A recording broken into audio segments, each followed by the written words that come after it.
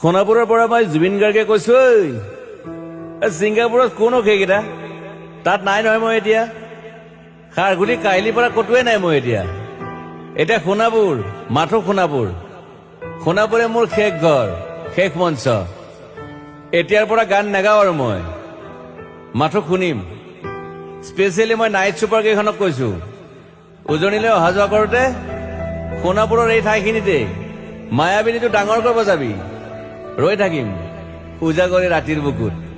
মই আগতেও কৈছিলো আৰু এতিয়াও কৈছো, মোৰ কোনো জাতি নাই, মোৰ কোনো ধৰ্ম নাই।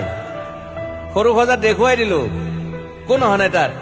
ব্ৰাহ্মণ, কলিতা, আলী, ৰহমান, ডেকা, বড়ো, ৰাভা, পূজাৰী আৰু এইটো কি কয় নমাজ পঢ়াই যে মৌলবীও আহিছে সৰু সজালৈ।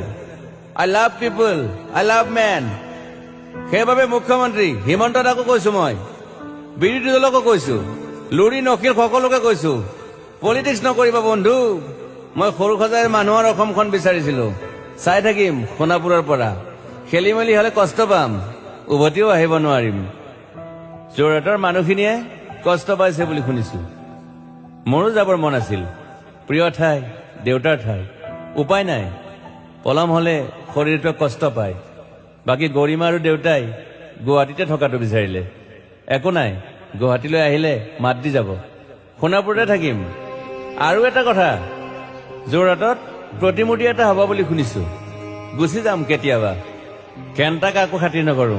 মায়াবিনী ৰাতি ধুমুহাৰ খতে। মাজুলীবাসীয়ে দুখ নকৰিব দেই। মনত পৰিলে গাই দিব মাজুলীৰ এজনী ছোৱালী। নিমাতী ঘাটলৈ যাব নোৱাৰিম আৰু। একো নাই, মোক প্ৰতিটো বসন্ততে পাব অসমবাসীয়ে। শৰতত গাইছো, বহাগত গাইছো, ৰদত গাইছো, বৰষুণত গাইছো। দুখৰ গান, সুখৰ গান, শিশু, মুক্তি, মায়া, অনামিকা। মাথো নতুন গান গাব নোৱাৰিম। বন্ধ হৈ থাকিল চেলা সকলো। এতিয়াৰ পৰা আৰু শুনিম শেষ মঞ্চখনৰ পৰা। সোণাপুৰেৰে পাৰ হৈ গলে গাই যাব কেতিয়াবা ধুমুহাৰ খতে। মাজতে সাঁথৰ এটা কওঁ, ছিংগাপুৰত মহন্তদাই কোৱা মতে নৰ্থ ইষ্ট ফেষ্টিভেল আছিল।